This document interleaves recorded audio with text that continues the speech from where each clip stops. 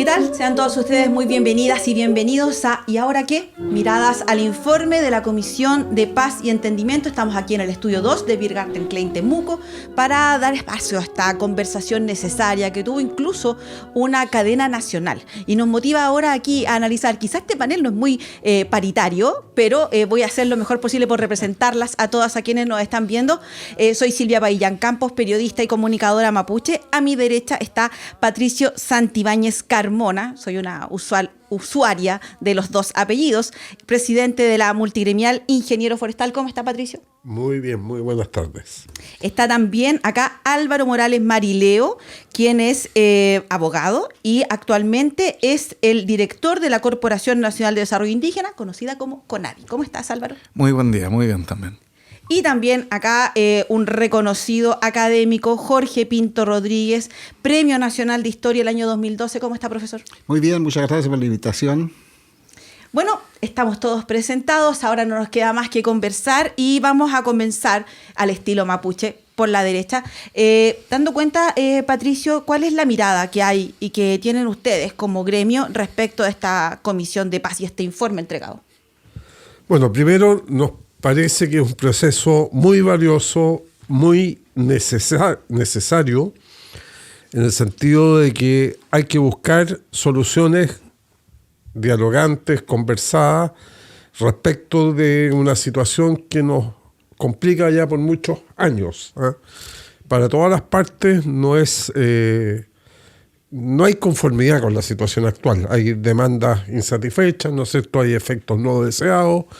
Y eso significa que esa es la forma de resolver los problemas, conversando y planteando directamente. Y en ese sentido entendemos que el proceso lo calificamos muy positivamente y muy valioso.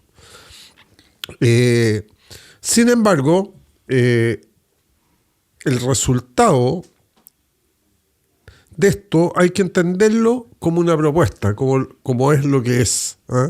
Es un problema muy complejo que tiene muchísimas aristas y que en definitiva tiene altísimos costos. Y es la sociedad chilena es la que tiene que resolver en función de las mayorías, y esas mayorías se representan en el Parlamento, las que tienen que legislar considerando este insumo y otros insumos.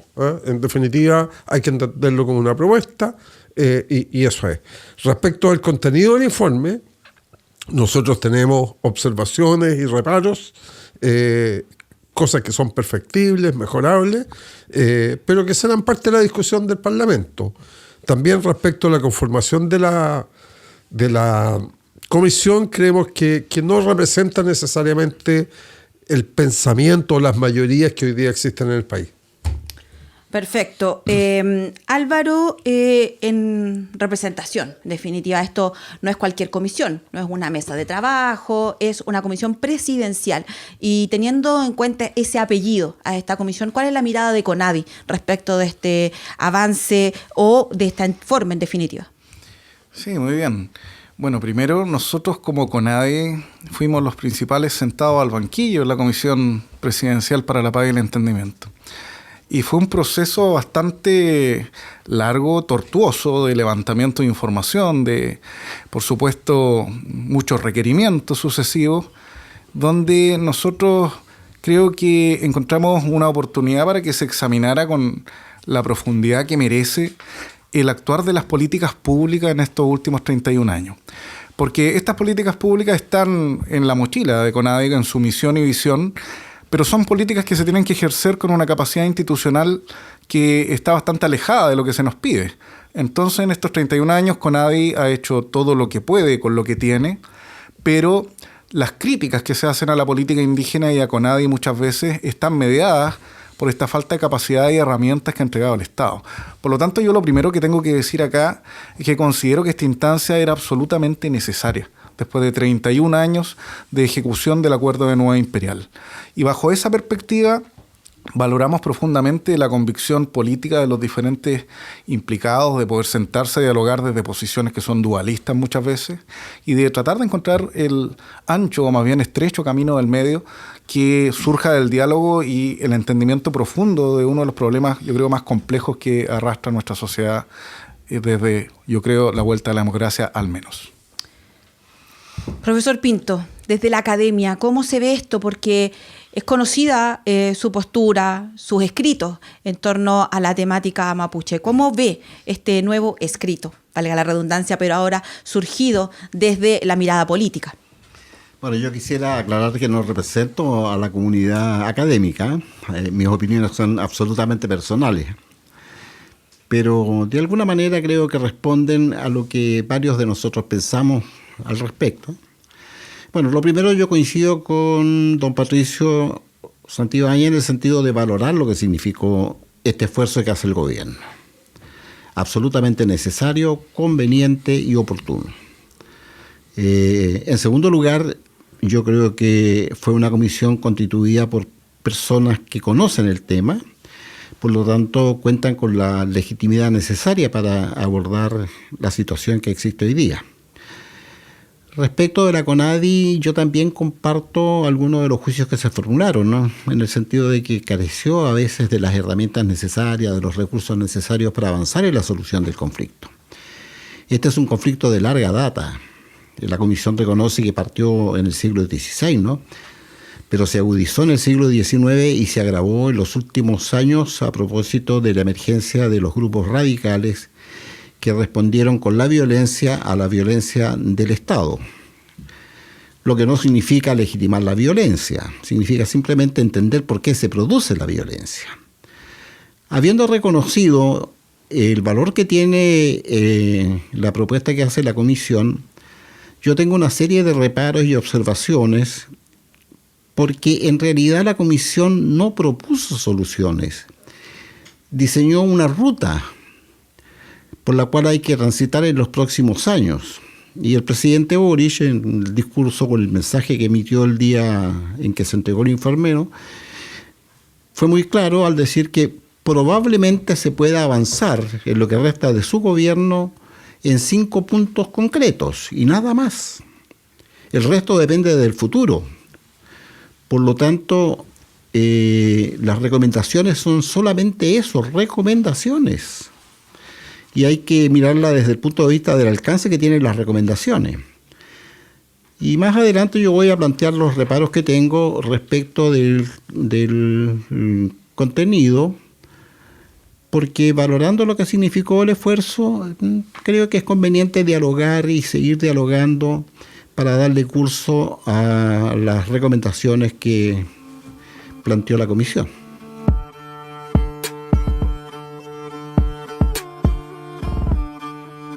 A ver, sentamos varios precedentes respecto de si hay una hoja de ruta, si se plantean soluciones, qué tan necesario es, etcétera. Sin embargo, aquí hay un concepto que nos plantean en estas miradas al informe y que básicamente dice relación con los ejes en torno a su legitimidad o ilegitimidad. Cuando el profesor Pinto planteaba, y también Patricio, planteaban respecto de quiénes son los integrantes de la comisión. Muchos hablan, incluso antes de la entrega del informe, recordaron ustedes de que le restaban legitimidad, algunos hablaban de no me representa, incluso hubo temas políticos ahí también. ¿Cuál es la mirada? ¿Es tan legítimo? ¿Qué tan legítimo o ilegítimo es este informe? Bueno, de nuevo hay que situar en lo que es. Esto es una comisión presidencial de un gobierno en particular, ¿no es cierto?, que nomina a ciertas personas para que le den asesoría, le hagan propuestas. Pero el problema de fondo, los cambios que hay que hacer en muchas de estas materias son cambios legales. Y esos cambios legales, el único con atribuciones para hacerlo es el Parlamento, en una democracia. Entonces, hay que entenderlo ahí. Con todo, es un antecedente importante, son gente que conoce el tema. Yo lo que me refiero es que no representa necesariamente el 4-4, porque, por así decirlo, no representa necesariamente los equilibrios que hay en el país. De hecho, varias de las personas que están ahí, ¿no es cierto?, fueron fuertes o participaron o fuertes defensores de la primera propuesta convencional, y esa propuesta fue ampliamente rechazada. De hecho, hay algunos puntos en que a mi modo de ver se insiste. Pero igual es legítimo. Eso el punto es que el mecanismo por el cual se resuelva, todos tenemos derecho a dar nuestra opinión, pero el mecanismo por el cual se resuelva, en definitiva, representa la mayoría. Y obviamente eso toma sus tiempos, va a tener que pasar por el Parlamento, por una discusión informada. Así que yo no, respecto de la legitimidad, no tengo ninguna duda que es legítima, que podría haber sido mejor de una forma u otra también. Siempre las cosas son perfectibles, pero yo creo que hay un esfuerzo de los participantes que en definitiva estuvieron 2 años en este tema. A mi modo de ver, sí pudo ser mucho más ejecutiva. Creo que habían suficientes antecedentes ya por mucho tiempo, y se nota que la parte ejecutiva se hizo al final del proceso, es decir, y bien al final. Esto podría haberse tomado mucho más tiempo, haberse hecho mucho más rápido, y por lo tanto hubiéramos avanzado más rápido en todo el problema, porque todavía nos quedan años para hacer los cambios que correspondan. Uno de los puntos que se plantea es la necesidad de consulta. Y aquí no hay gente que sea más experta que Conadi en temas de consulta. Han habido críticas respecto de incluso los censos, donde se plantea quién es, a quién se le está hablando. Se le está hablando al mapuche, al lafkenche, se nos habla de identidades, se nos habla de pueblos. ¿Cómo debemos entender, dada la experiencia que tienen estos 31 años Conadi, cómo debiésemos entender este tema de la propuesta de consulta que tiene que hacerse efectiva en el mediano plazo? Sí, yo creo que ese es un punto clave, ¿verdad? ¿Por qué? Porque hay que situar esto en el arco de desarrollo que bien aquí pondera don Patricio, que esto es el primer paso, una novela de varios capítulos, ¿verdad? Y en ese sentido yo creo que es clave entender que lo que se hizo fue una apuesta que no fue una simple apuesta de otra comisión más, han habido 9 comisiones en democracia, sino que fue una apuesta que se hizo con el respaldo de 19 partidos políticos, que eran los que existían a la fecha donde se convocó a esta instancia. Y esos partidos políticos respaldaron a los representantes y por lo tanto le dieron una legitimidad y también una especie de garantía, aunque yo sé que en política no hay garantía, que esto es viable y que tiene obviamente un camino de salida. La comisión hizo el trabajo que se le encomendó. Y ese trabajo que se le encomendó es un trabajo político, de negociación, es un camino del medio, nadie quedó conforme, y es un camino que está respaldado técnicamente en un estudio profundo, cuantitativo y cualitativo de lo que ha sucedido con las políticas públicas en estos últimos 31 años. Es un trabajo inédito, porque por primera vez se tiene una radiografía profunda de lo que son las políticas indígenas aplicadas. Y en ese sentido es el primer paso para un proceso largo. Lo que viene ahora, y el presidente ya lo anunció, yo creo que hay también una audacia que hay que destacar, porque esto va a ir a consulta ahora en el mes de julio. O sea, este gobierno va a generar que esta comisión y su informe sea la primera de todas las que se han hecho en democracia que llegue a un aspecto práctico y territorial que es la consulta. Todas las demás han quedado durmiendo en los escritorios. Entonces yo creo que es un momento que hay que validar por no solamente la apuesta política que implica, sino porque nos permite hacer una radiografía nosotros mismos de cuáles son las posiciones que tenemos en el amplio espectro ideológico y político, social, que nos permitan ir ajustando esto, perfeccionándolo y obviamente pasarlo luego al sedazo legislativo. Así que efectivamente ese es el camino que hay que seguir. ¿Nos queda tiempo? ¿Hay 9 meses que quedan a este gobierno? Sí, las consultas han sido una materia donde hemos ido aprendiendo. El convenio 169 se ratificó y entró en vigencia el año 2009. Hemos tenido una larga experiencia en consultas, pero en consultas de este tipo yo diría que esta es una de las consultas más complejas que se va a plantear desde la vigencia del convenio 169. Y bajo esa perspectiva, tal como la comisión y poner de acuerdo a personas tan distintas tenía 1000 maneras de fallar, también el proceso tiene 1000 maneras de fallar. Pero yo creo que todos los que queremos y entendemos que el problema que sufre, digamos, Biobío a los lagos, producto del conflicto Estado-Pueblo Mapuche, es algo que hay que abordar, tenemos que elegir creer de que la vía del diálogo es la vía que hay que seguir y es la que tenemos que empujar. Hacía algo de historia. Ahí el director de CONADI diciendo esto de las 9 comisiones que han habido durante la democracia. Lo dice también uno de los diagnósticos dentro de la mismo informe, donde plantea y sitúa, a lo menos periodísticamente hablando, 2 hitos importantes, que son el Acuerdo de Nueva Imperial de 1989 como parte de los diálogos. Algunos dirán que el Tratado de Yapigüe es mucho más allá. Otros plantean el perdón que pide Francisco Huenchumilla en su condición de intendente el 2014 como hitos históricos. Desde la mirada histórica, profesor Pinto, ¿qué tan legítimo, qué tan viable es poner en práctica esto? Porque lo decía el director, hemos tenido comisiones, hemos tenido llamados a la participación donde legítimamente o ilegítimamente hay personas que se restan, siendo parte de los incumbentes en estos temas, se restan. ¿Cuál es la mirada desde esta abstracción más académica, más desde la historia, de lo que nos enseña en definitiva la historia para, obviamente, no cometer los mismos errores? ¿Qué es lo que nos dice respecto de qué tan viable o no viable es llegar a un acuerdo, llegar a acciones concretas con este informe? Yo considero que la propuesta de la comisión es legítima, válida y necesaria. Pero yo tengo dudas respecto de quiénes van a construir la ruta, porque ellos dijeron vamos a establecer una ruta. Pero ¿quiénes van a ser los responsables de levantar esa ruta, de construirla, de pavimentarla, como ustedes quieran llamarla?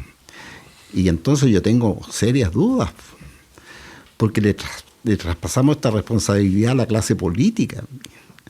Y entonces yo me pregunto, ¿a qué clase política? ¿A la clase política que hoy está instalada en el Congreso? ¿O a la clase política que vendrá el próximo año si es que hay cambios? Y si hay cambios radicales en la composición del Parlamento, todo esto puede quedar en nada. Eso es lo primero. Lo segundo, ¿de qué clase política estamos hablando? De una clase política que cuenta con el respaldo del 10% de la población, que califica que es una clase política absolutamente corrupta, que está involucrada en una serie de episodios de triste recuerdo. Entonces, ¿cómo le podemos traspasar esa responsabilidad a esos agentes políticos? Y yo lo digo siendo militante de un partido político. Entonces, hay una crisis política en el país que probablemente no refleje lo que nosotros esperamos que se logre a través de las recomendaciones que hace la comisión nombrada por el presidente Boric. Se supone que esta hoja de ruta, estas recomendaciones que plantea la comisión son lo que se denominan los 20 más 1, porque son 20 recomendaciones 21. más una que habla de cómo se implementa, en definitiva, más que una recomendación, es decir, así se implementa. Exactamente. Tomado eso y habiendo escuchado la cadena nacional del presidente el día 22 de mayo, él plantea, en definitiva, 6 anuncios presidenciales. El primero, un nuevo sistema de tierra, y ahí la pelota a CONADI nuevamente, donde tiene este tema instalado ahí. La reparación integral, y no es casualidad que esté esa palabra, integral a las víctimas. El reconocimiento constitucional, que alguien lo dijo por aquí, también era parte de cuando se hizo este plebiscito constituyente.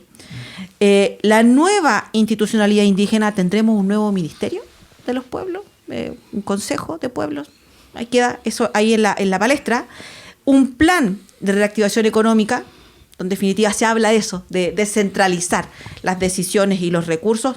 Y por último, uno cuando decía nueva institucionalidad, se termina la CONADI, se crea otra. No, en el sexto hay un fortalecimiento de la CONADI. Entonces, teniendo como escenario estas 20 propuestas, estas 20 recomendaciones más una, y estos 6 anuncios del presidente, y me quedo con usted, profesor Pinto, porque da la impresión de que cuando hablamos de consulta y hablamos de anuncio presidencial, lo que se contrapone en ambos está en este reconocimiento constitucional.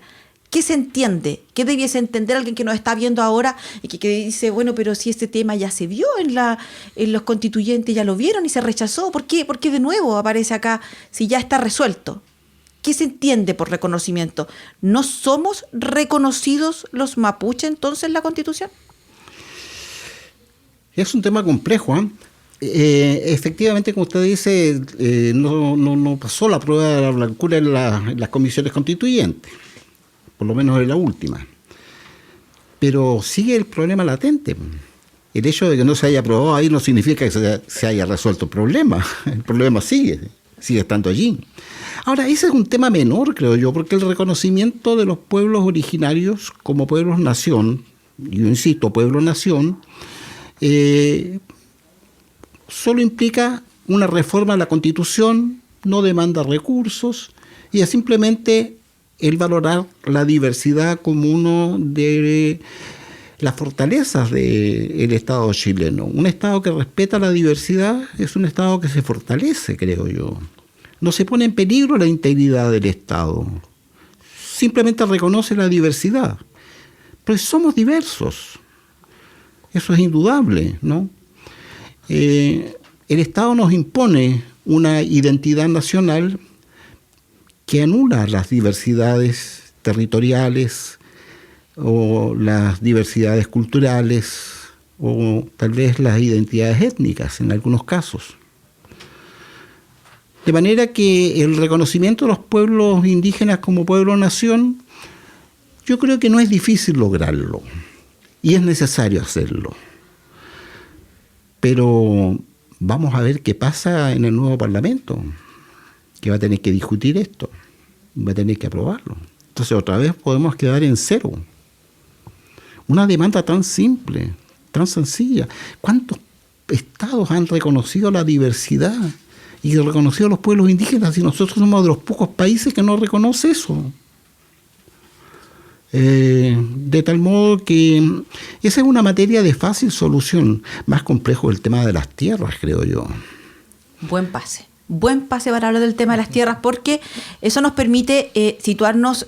Se habla recuerdo algunas frases que aparecían en la prensa de parlamentarios ahora en ejercicio, donde decían que en definitiva era como un saco roto, donde nunca se terminaba, que en definitiva había que entregar todo el territorio del Biobío al sur para llegar y saldar y quedar en ceros con esta deuda.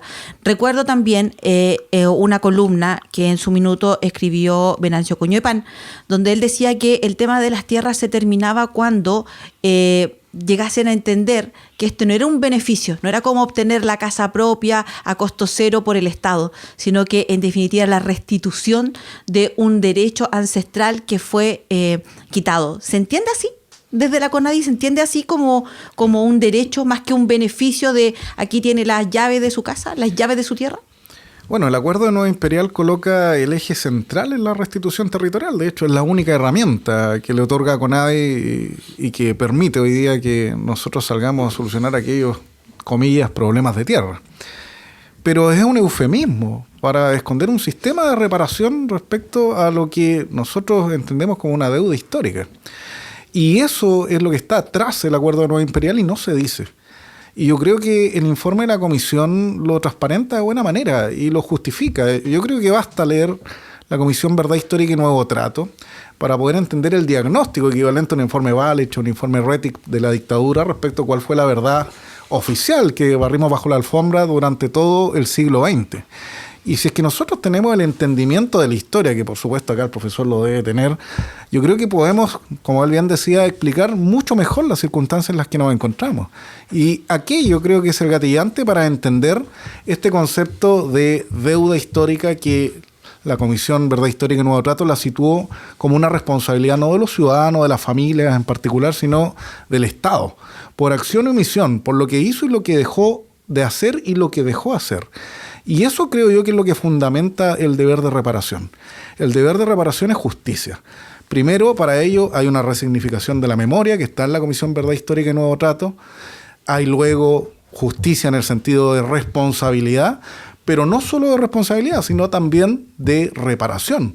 Esas dos cuestiones van de la mano y hay que entenderlas. Y en esa etapa del tránsito de la visión de derechos de los pueblos indígenas donde estamos transitando, estamos hablando de responsabilidad del Estado, de todos los chilenos, y también de reparación.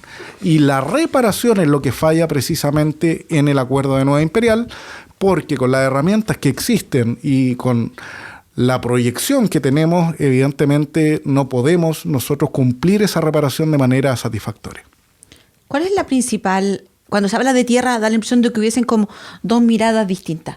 ¿Cuál es la mirada que tiene la multigremial respecto a esto? Porque da la impresión de que nunca he escuchado, por lo menos, a los distintos presidentes de la multigremial decir: nosotros no queremos que los mapuches recuperen la lengua, que recuperen la cultura. Es más, los he visto participar activamente de el Huiñol Tripantu, etcétera.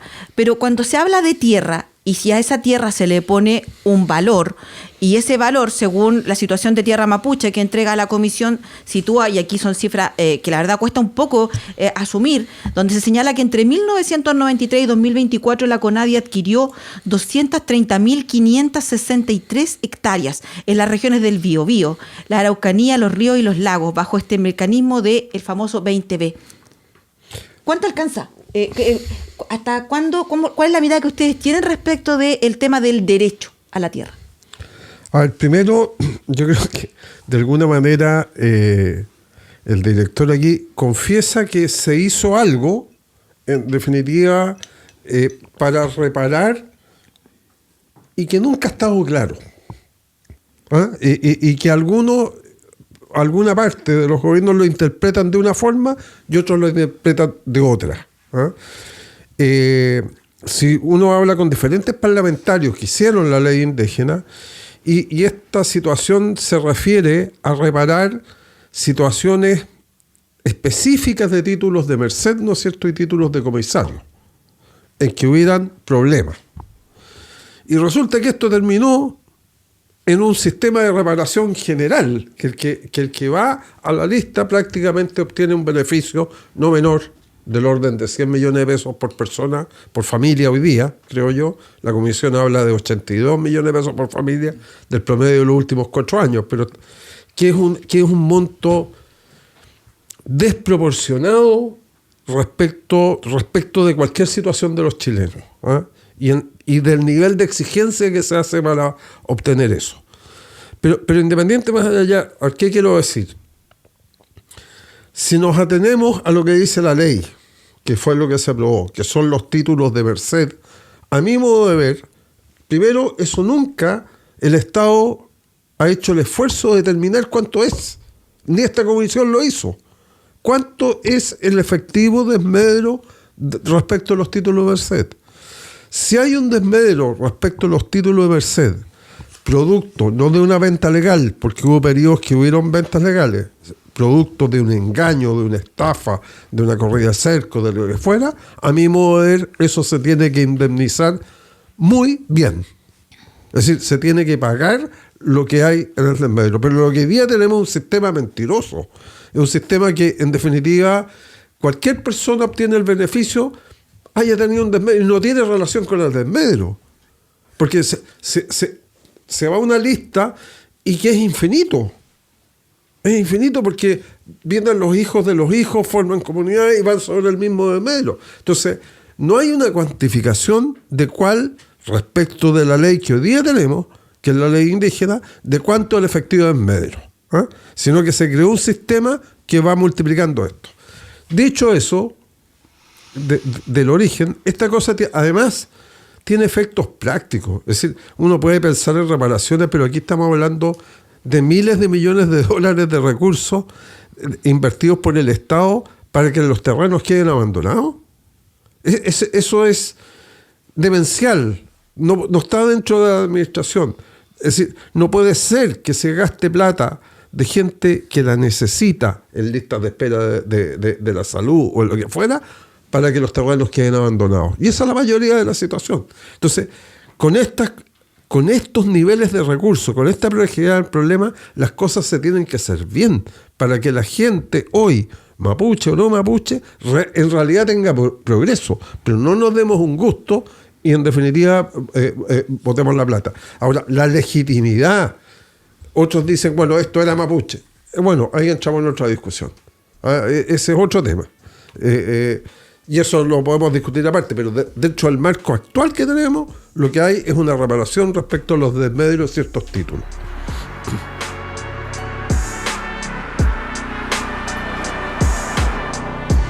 Cuando planteamos el tema de las tierras, hablábamos de que se ponen números, ¿cierto? Pero también está lo que de alguna manera plantea Patricio, plantea el profesor Pinto, y que es en relación con el desarrollo económico. Yo creo que ninguno de los que está aquí, quizás de los que están viendo también en su casa, pudiese decir, no, estoy en contra del desarrollo económico. A mí me queda un punto, quisiera por favor. hacerlo. Cuando usted tiene una unidad de 100, 200 hectáreas, 300, las que fueren, y la parte en pedazos de 10 y lo parte para toda la vida, sonó. Perdió la competitividad. El agricultor chileno, mapuche, no mapuche, lo que sea, compite en el mundo. Si nosotros estamos aquí, pero el precio del trigo lo fija el mundo, no lo fijamos nosotros. No sé si lo fija. Entonces, usted tiene que tener economías de escala. Segundo, usted le pasan un terreno mínimo, si ustedes le pasan 100 hectáreas, supongamos que un predio tenía 100 hectáreas, bueno, tiene que tener 150 millones de pesos para trabajarlo. Y resulta que el Estado no los tiene. Si no, no me vengan con cuentos. El Estado no tiene esa plata para ponerla, si no tiene para solucionar problemas más básicos. Tercero, tiene que tener personas con capacidad para hacerlo. No es que sea cualquiera que se ponga en la lista. ¿Quién compra un campo? ¿Quién saca a su bolsillo 100, 200 millones? Alguien que tiene la capacidad de hacerlo porque lo ha hecho. Entonces, le pasamos tierra a personas, buenas personas, no digo que no, pero que no tienen las capacidades porque nunca lo han hecho y porque no tienen la formación. Entonces, en definitiva, creamos pobreza. Porque esos campos quedan botados, abandonados, partidos en pequeños campos. Mire, ustedes todos probablemente tengan otra visión, pero cuando yo era niño, nos enseñaban que el problema de la pobreza en la región era el minifundio. Pedacitos chicos que no tenían capacidad de sustento. Y lo que estamos haciendo es convirtiendo esto en minifundios. ¿Por qué tenemos tantos caminos? ¿Por qué las propiedades son chicas? ¿Por qué no tenemos pobreza en los campos? Porque las propiedades son chicas y no tenemos la capacidad. Entonces, hemos hecho una cosa totalmente irresponsable y el informe sigue en la misma, que es repartir una quimera que en definitiva no resulta. La experiencia dice que el desarrollo tiene distintas miradas. Hablaba acá Patricio desde las economías de escala. Mucho se ha escuchado también respecto del cooperativismo. Recuerdo que fue uno de los planteamientos que surgió y se incrementó en pandemia, esta cosa de compremos asociativamente, etcétera, y se ve como un gran valor el tema positivo y se le asocia a las comunidades mapuches debido a que, obviamente su nombre lo dice, trabajan en comunidad. Dicho esto, cuando se plantea el desarrollo y viendo desde el punto de vista del Estado, director, cuando uno lo plantea desde ahí, es posible, dado el escenario que nos plantea Patricio como gremio, es posible entender esta propuesta, sacar de ahí algo que nos permita hablar de desarrollo pensado también y considerando la mirada de las comunidades indígenas. Por supuesto, eso se ha dado y tenemos muchos ejemplos al respecto. Yo aquí lo primero que quiero decir, y es de mentira, los terrenos no se encuentran botados. Han habido estudios que han sido, digamos, de gobiernos de derecha y de izquierda, que dicen lo contrario. De hecho, el último fue de Piñera 2 y nosotros lo presentamos en la Subcomisión de Agricultura. Que no estén explotados, digamos, al nivel que se pretende por la multigremial en una circunstancia distinta.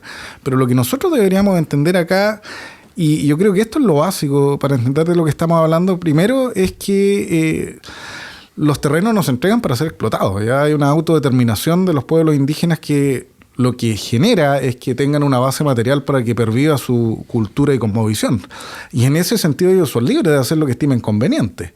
Lo segundo es que el bien inmueble es de demanda inelástica, por supuesto que no se puede reproducir, sí que tenemos un tema. Entonces yo creo que acá hay que emanciparse de esa mirada que está anclada en el Acuerdo de Nueva Imperial y la ley indígena y ver lo que propone la Comisión. La Comisión lo que propone es reconocer efectivamente aquello y diversificar las soluciones y dar con autodeterminación la posibilidad de que las comunidades elijan lo que necesitan.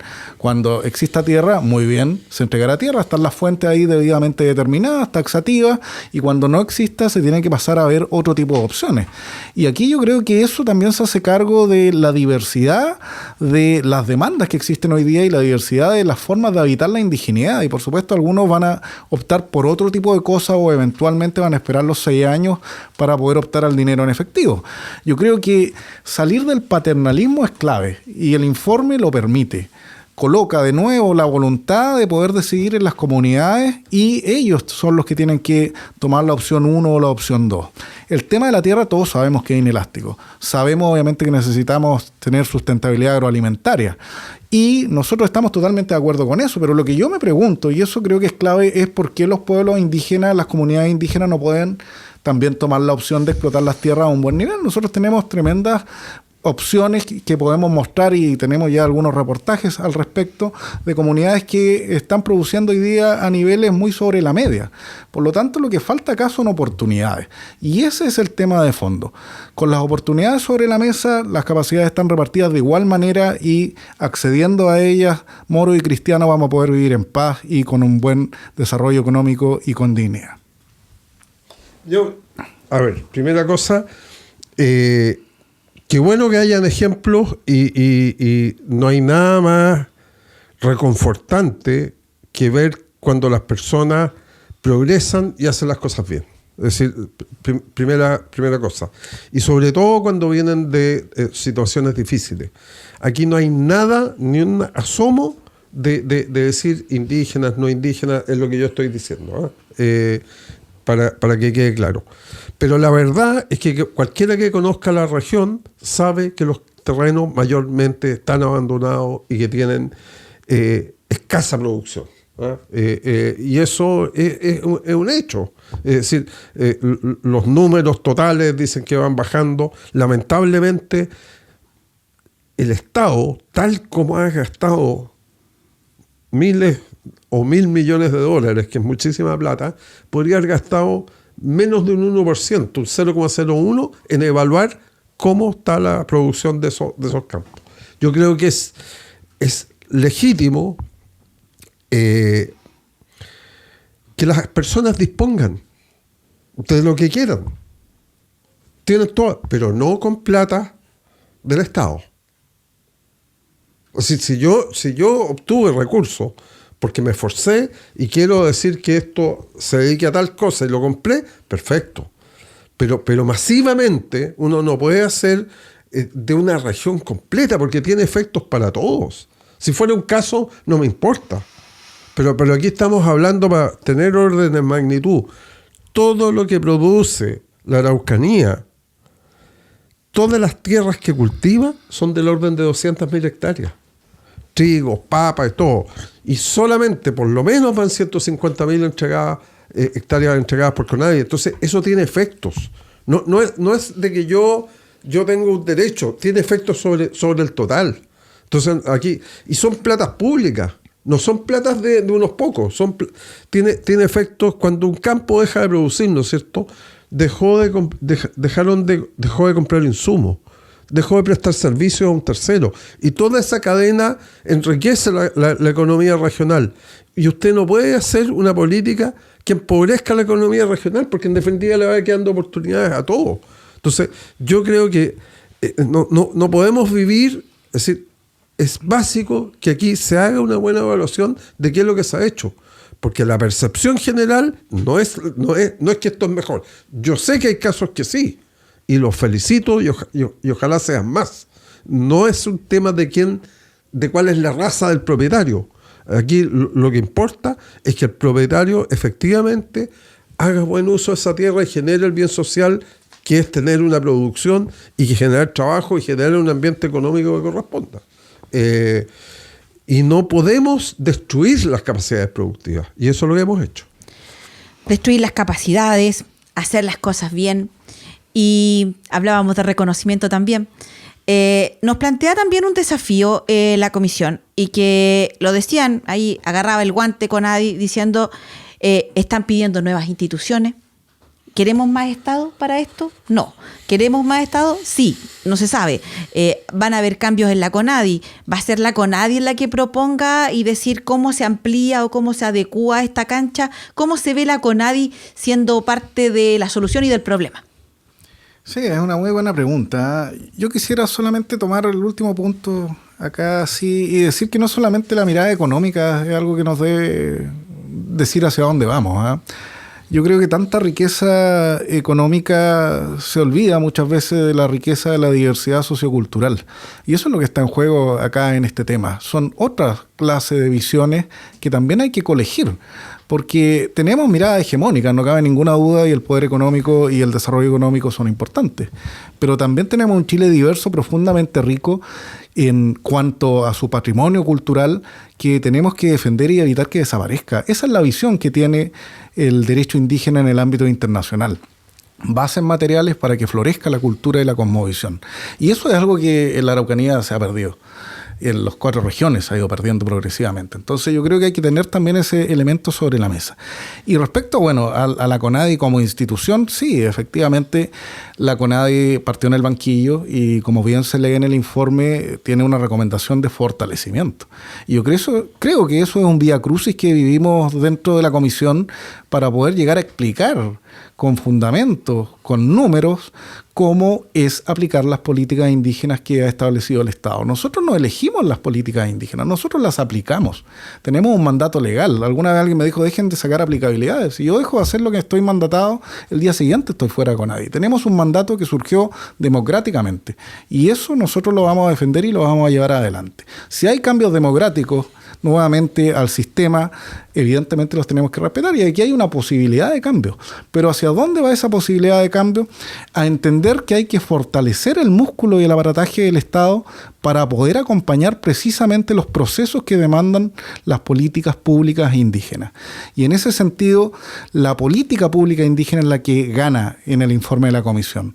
Se postula una unidad de alta jerarquía, que podría ser un ministerio que ya está consultado por lo demás, y hacia abajo una mirada peculiar que saque del Ministerio de Desarrollo Social y la visión económica de esto. Por supuesto que el problema indígena es un problema de pobreza multidimensional, no cabe ninguna duda, pero es mucho más que eso. Es mucho más que eso, y esa otra mirada es la que nos hace falta. Y esa mirada la tiene que dar un ministerio particular, separado de los problemas socioeconómicos, y que entienda esto como se entiende en los países desarrollados. Sí, ¿me permite? Sí, por supuesto. Mire, yo quiero volver sobre el tema de las tierras.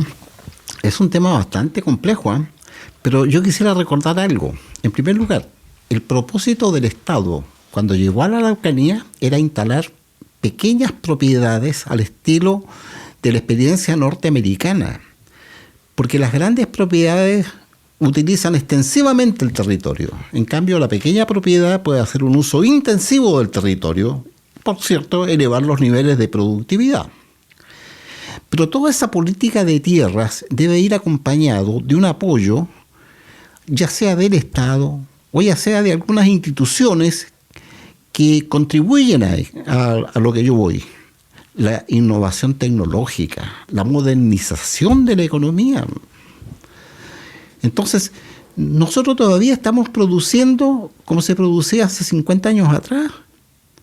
Y la experiencia histórica demuestra que muchas veces incorporamos tecnología cuando ya pasó el ciclo que favorecía los productos que nosotros enviábamos al extranjero.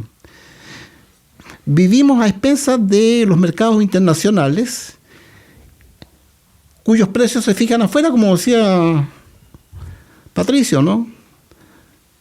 Vivimos a expensas de conflictos militares que a veces cierran los pasos, obstaculizan la navegación, etcétera, etcétera. O sea, son economías muy débiles, economías francamente inviables en el largo plazo.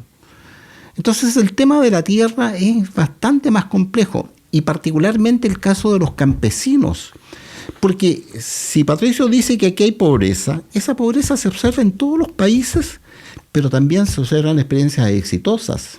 Ahora, yo tengo la impresión de que la pobreza es menor que las experiencias exitosas. Hay bolsones de miseria acá, sin duda. Hay bolsones de pobreza.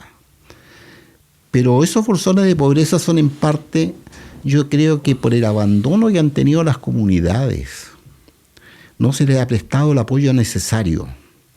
Las universidades hacen un esfuerzo. Incubatec, por ejemplo, de la Universidad de la Frontera, a través de la Facultad de Agronomía y Recursos Naturales, la Católica también hace sus aportes, ¿no? Prestando colaboración en esto de la innovación tecnológica. Yo creo que el gran desafío que tenemos hoy día aquí en la Araucanía, como en el país entero, ¿no?, es introducir un proceso de modernización de la economía. Bueno, lo dijimos, hay muchos temas aquí, pero vamos a hacer una pequeña pausa y volvemos nuevo a conversar aquí con estas miradas al informe de la Comisión de Paz y Entendimiento.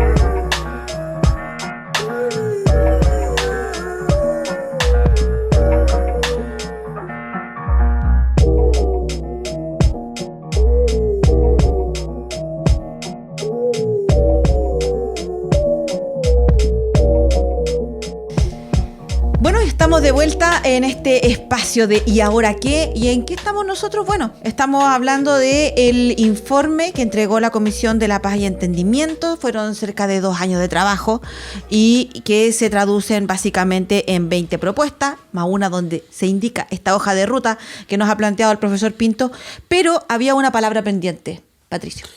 No, quería referirme a un comentario que se hizo en el sentido de que la parte económica, obviamente que todos tenemos diferentes necesidades de relaciones humanas, espirituales, y no puede ser solamente económico.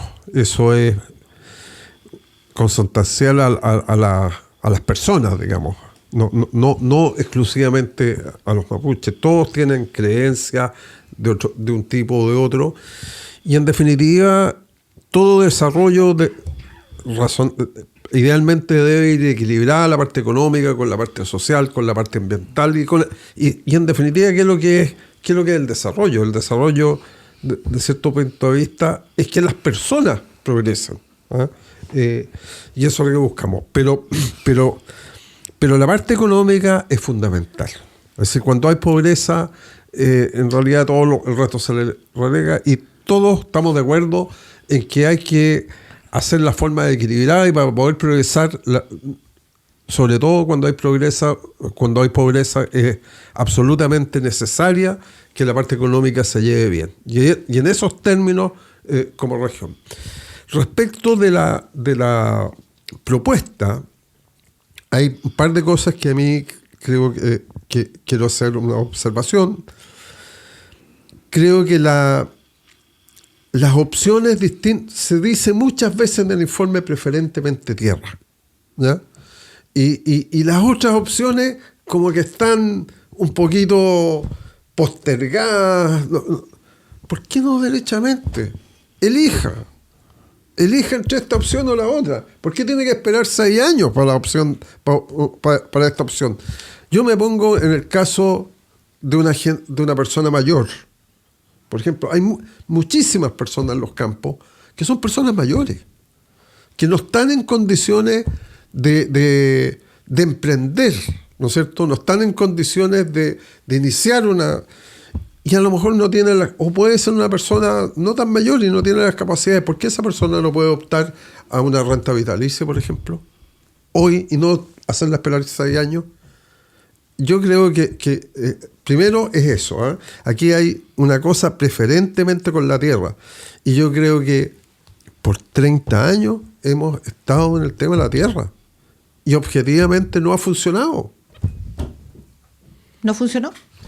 Yo diría que aquí hay que hacer varias distinciones, ¿eh? Primero, bueno, estamos en una región que vive una pobreza multidimensional que es bastante arraigada, ¿ya?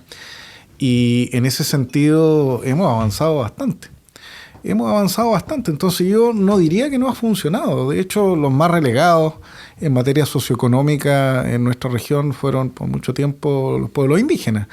Las interseccionalidades entre indigeneidad, ruralidad, mujeres son unas fuentes terribles de pobreza. Y en ese sentido, claramente se ha avanzado. Se ha avanzado en políticas públicas que han dotado de bases materiales para que se puedan hacer cosas. Uno no necesariamente, como bien se dice, tiene que explotar la tierra, pero vaya que muchas de las personas que aman la tierra desde la cultura indígena se instalan en los territorios y por lo menos tratan de hacer su economía de subsistencia, ¿ya? Y eso le da un uso que es productivo a la tierra y apunta hacia otra cuestión que es la felicidad intrínseca de poder hacer lo que tu identidad precisamente te dice. Y eso es algo que yo creo que también es un avance significativo para al menos 500 comunidades en los 30 años y por supuesto para una cantidad de personas mucho mayor. Por lo tanto, yo creo que se ha avanzado. Y se ha avanzado también de otra manera, en posicionar los temas indígenas en la agenda pública y lograr que la sociedad chilena se autoidentifique con su indigeneidad que tenía bajo la alfombra, bajo montaña de discriminación y racismo de otrora, y hoy día puedan arbolar con orgullo algo que en algún momento se trató de borrar con una agenda de unidad e identidad nacional homologada. Yo en ese sentido creo que hemos avanzado mucho. Hemos avanzado para ponernos a medio camino del estándar internacional y hoy día lo que nosotros tenemos que hacer es precisamente avanzar el camino de los países desarrollados. Y los países desarrollados no le han sacado el cuerpo a este problema. Y los países desarrollados han establecido estándares que son internacionales y esos estándares son los que están reflejados en el informe de la Comisión. ¿Qué país desarrollado tiene el convenio 169? El convenio 169 es el convenio que está más ampliamente difundido. ¿Qué país lo adopta? No, por supuesto, oiga, pero por favor, vamos a los estándares. Estados Unidos no lo tiene. Por supuesto que no, pero Estados Unidos hoy día va en retroceso. Nueva Zelanda no lo tiene. Patricio, pero escúchame por favor.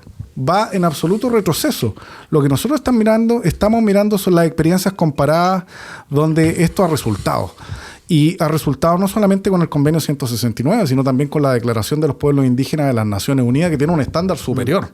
Y ahí, y eso quería llegar, Patricio, es que lo primero que se establece es la opción por la tierra y luego, obviamente, las otras opciones.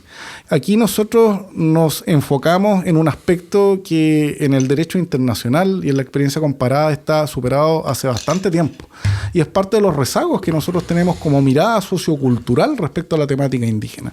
La temática indígena hoy día está en el centro de la discusión de nuevo, se ha avanzado, tenemos autorreconocimiento y hoy día lo que necesitan los pueblos indígenas son oportunidades. Oportunidades para hacer florecer la cultura, la diversidad como patrimonio también de la riqueza de nuestro Chile. Y eso es lo que la CONADIE aporta. No es una institución de fomento productivo, es una institución cultural. Mire, yo considero que la pobreza es un desafío que tenemos que enfrentar con mucha rigurosidad, ¿no? Obviamente tenemos que superar la pobreza, pero junto con superar la pobreza y lograr el desarrollo, estamos aquí en la tierra por otra razón. Vinimos a ser felices, don Patricio. Sin duda. Entonces, no siempre la riqueza genera felicidad. Entonces, ayuda, sin duda, pero la felicidad consiste en un sentimiento que nos hace sentirnos reconocidos, valorados y respetados en nuestras formas de vida. Yo creo que hemos progresado mucho en este último tiempo, pero mucho. Mire, yo llegué a Temuco el año 83, llevo ya casi, voy a cumplir, pasé los 40 años ya aquí en Temuco ya. No vivía en Temuco yo, viajaba todas las semanas, pero desde hace 5 años o 4 años estoy viviendo ya aquí en Temuco. Y visito mucho la región. Y el progreso que yo veo en las pequeñas ciudades, centros poblados, no son incomparables respecto de lo que había cuando yo llegué. Las rutas viales han mejorado considerablemente. Temuco es una ciudad que muestra un rostro absolutamente distinto al que yo conocí. Por lo tanto, hay que valorar también los avances que hemos logrado y construir desde los avances y construir desde los progresos que hemos alcanzado y no desde lo que no hemos alcanzado. Lo que no hemos alcanzado es la meta. Y algo muy importante, esas metas de alguna manera nos permiten plantearnos utopías. ¿Y sabe usted para qué sirven las utopías, Patricio? Para caminar. ¿Cuánto estamos dispuestos a correr el cerco? ¿Cuánto estamos dispuestos a transar? Si tenemos que plantearnos desde quiénes somos, en el caso de Patricio Santibáñez, que representa a un gremio y que ha sido interpelado en muchas oportunidades, así como la CONADI, ¿cuánto estamos dispuestos a transar? Lo dijo el profe Pinto, quizás las miradas del desarrollo son distintas, quizás el mundo mapuche ve el uso de la tierra de otra manera, distinta a la de tener, y lo recuerdo en uno de los ENELA, donde había un representante del mundo mapuche, lamentablemente no recuerdo su nombre, pero él lo planteó al entonces ministro Moreno, donde le dijo, mire, para mí el tema de la tierra es tan simple como si mi vecina se compra una casa y hace una ampliación. ¿Por qué tiene que venir alguien a decirle arriende las piezas que tiene desocupadas? Ella es dueña de su casa, ella construyó el segundo piso o la ampliación. ¿Por qué alguien tiene que decirle lo que hacer con eso? Entonces, ocupando esa misma lógica, ¿cuánto la multigremial está dispuesta a correr este cerco para ir avanzando en un desarrollo quizá un poco más armónico? No, yo creo que tenemos que estar dispuestos a conversar, tal como lo estamos haciendo.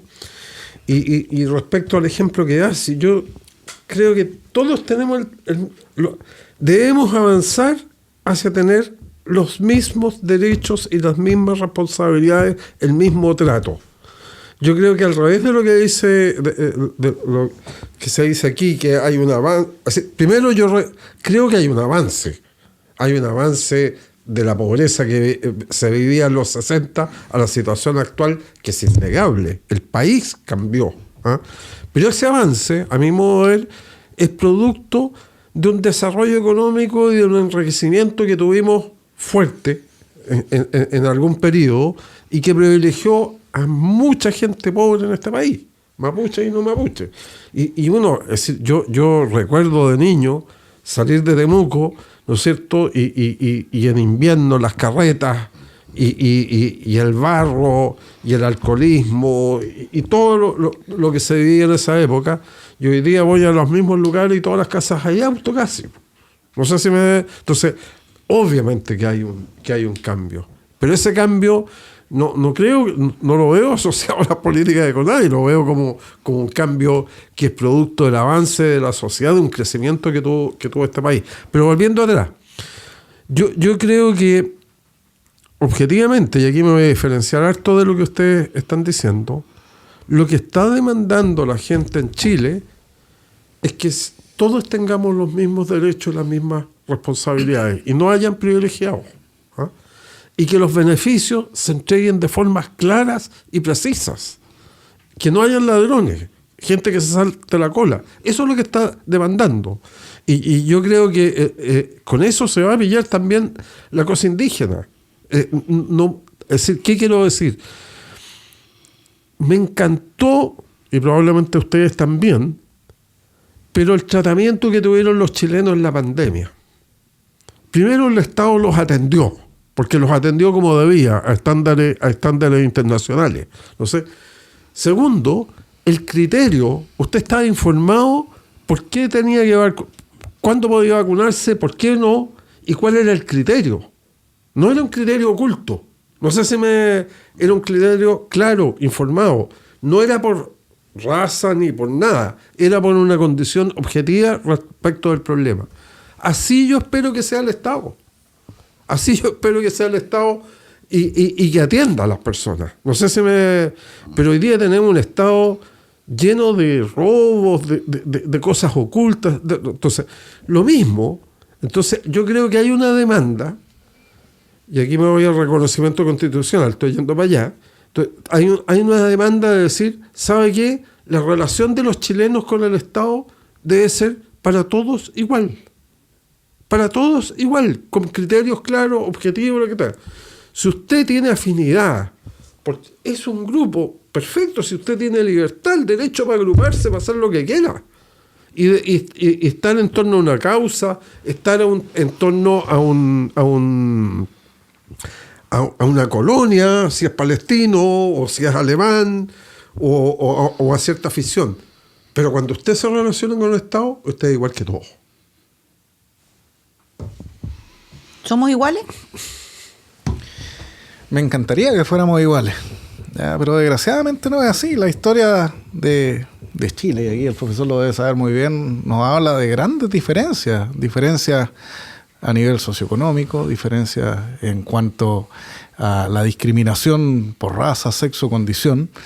Y el tema de los pueblos indígenas es un tema donde la igualdad está muy lejana de lo que estamos conversando. De hecho, hoy día lo que estamos tratando de hacer con las políticas indígenas es precisamente tratar de reparar. Pero que Chile recibe 100 millones de pesos. Pero Patricio, ¿me dejas terminar? Pero es que nos dijeron que no interpeláramos. Lo que estamos intentando es reparar precisamente las desigualdades que se dieron por la acción y omisión del Estado.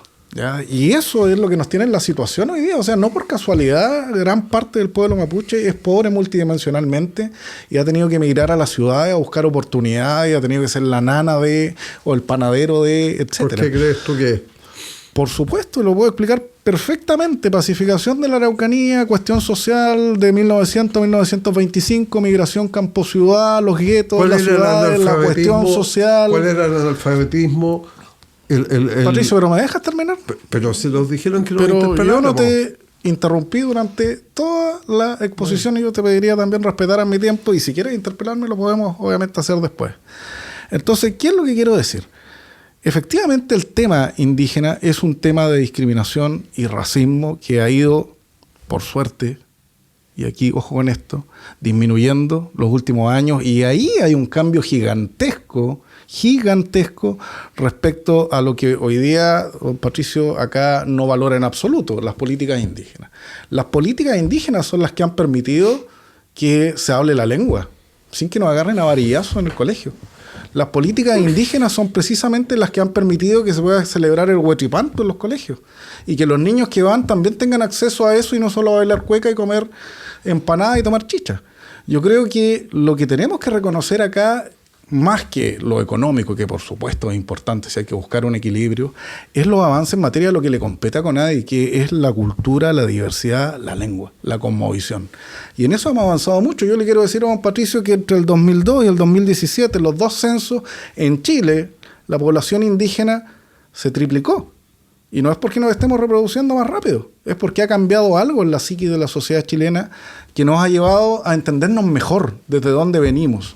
Y créame que esa libertad y seguridad de saber quién eres y de dónde vienes es algo que cambia los índices de felicidad independiente de las cuestiones socioeconómicas.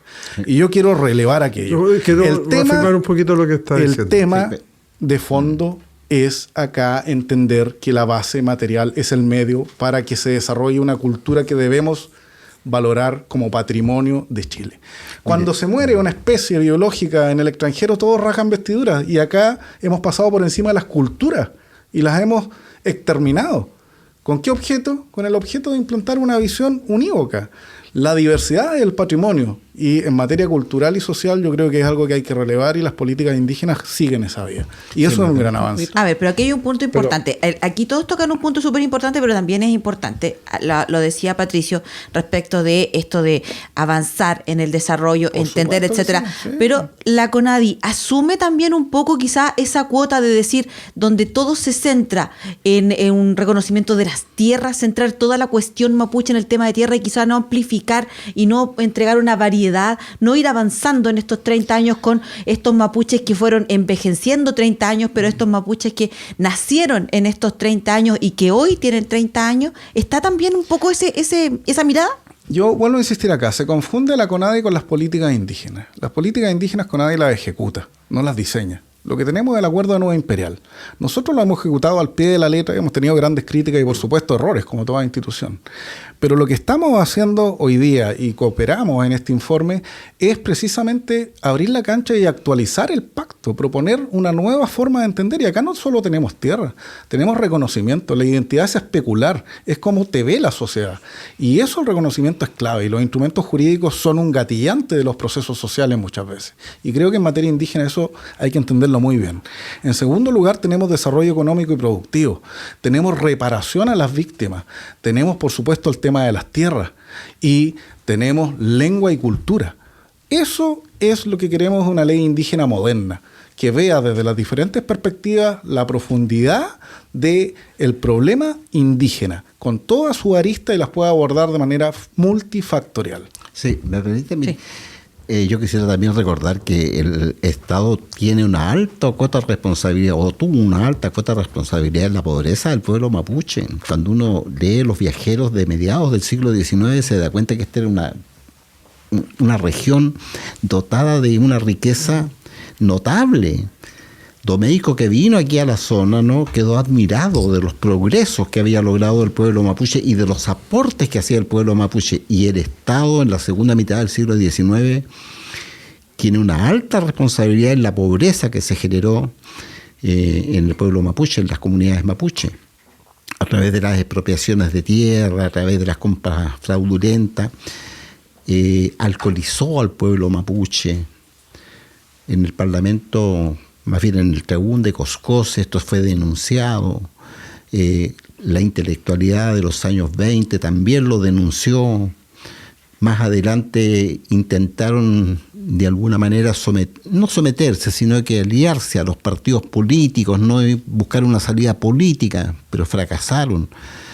Entonces el Estado tiene una alta cuota de responsabilidad, y yo creo que esa cuota de responsabilidad el Estado tiene que asumirla y tiene que responder a las demandas del pueblo mapuche para reparar el daño provocado.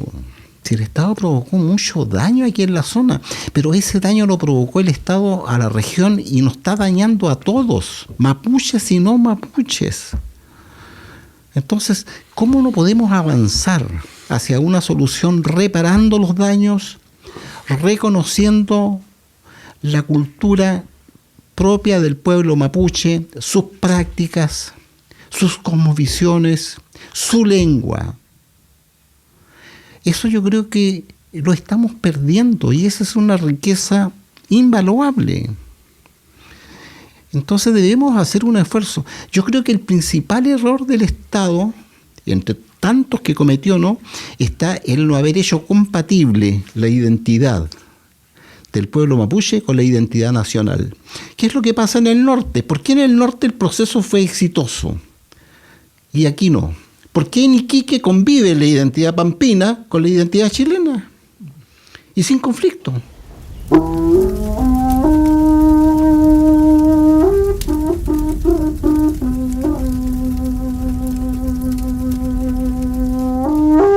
Estas modificaciones, esta comisión, quizás no la vamos a ver nosotros, la van a ver otros. Y los efectos, sobre todo si es que haya encuentro o desencuentro, va a ser los jóvenes los que lo van a vivir.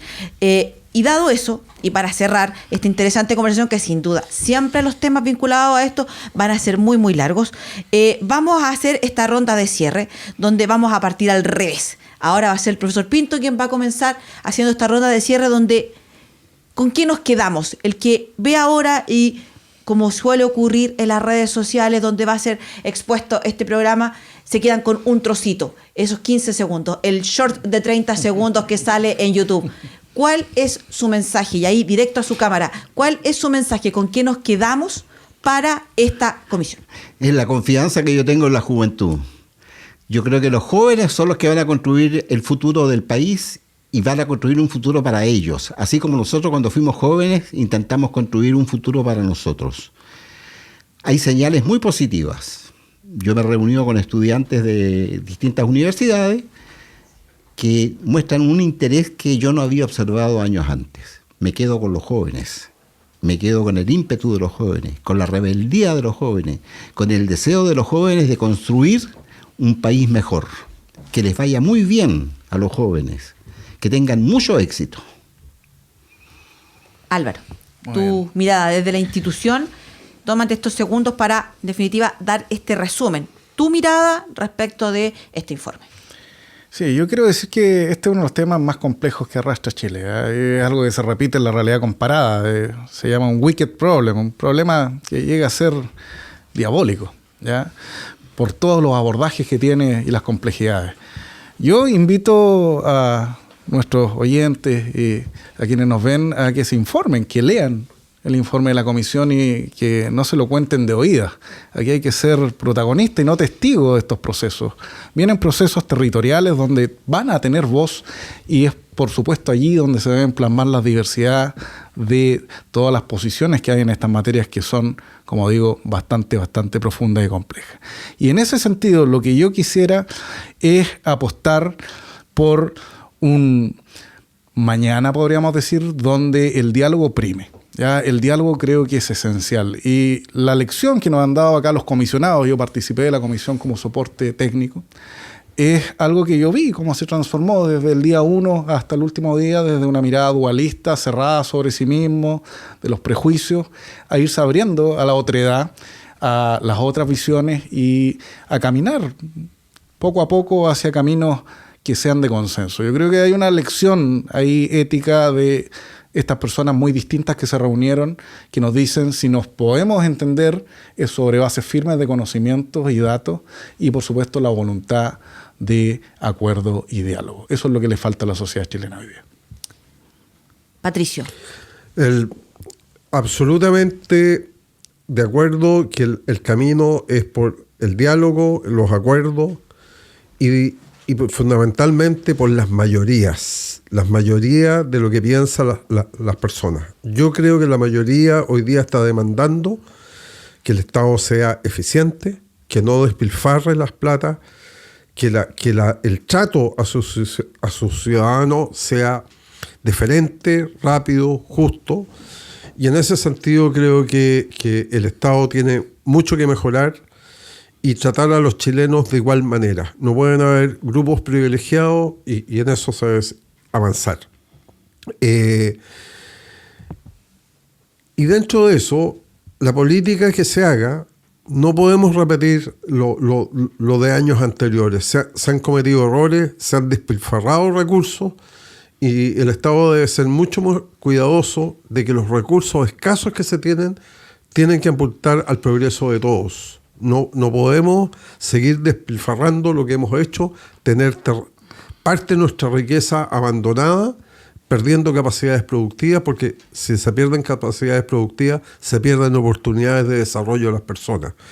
El desarrollo tiene que ser equilibrado. Nadie aquí está planteando materialismo, solamente la parte económica, pero tiene que haber un equilibrio y oportunidades para todos. Y eso significa que la parte económica sí importa que se crezca, eso genera beneficios y en definitiva los notamos cuando tenemos carencias y pobreza. Las políticas deben ser mucho mejor pensadas. Este informe es un avance, pero necesita modificaciones importantes y esas modificaciones se tienen que hacer de acuerdo a las mayorías nacionales en el Congreso. No se puede persistir un enfoque que hemos traído 30 años para hacer lo mismo que no nos ha llevado a ningún buen puerto. Y por otra parte, la violencia debe ser absolutamente aislada y en ese sentido el informe deja espacios, no coloca los incentivos para eliminar la violencia. Hay parte de los terrenos incorporados que se han traspasado por el Estado, que se han convertido en guetos de violencia, en zonas de narcotráfico, y esas cosas se deben evitar. Y el Estado no puede permitir que con plata a todos los chilenos se siga haciendo eso. Bueno, ¿y ahora qué? Esa fue la pregunta que les planteamos al inicio de este espacio. Ahora los invitamos, tal como se señaló aquí, a ser protagonistas y a no ser testigos en esta región. Y a que cuando necesiten consultar, existan estos espacios de debate, se sumen a estos espacios de debate, se sumen a las redes sociales, se sumen con opinión y los dejamos invitados a revisar este espacio, a compartirlo. Que tengan una muy buena noche. Muy bien. Muy bien.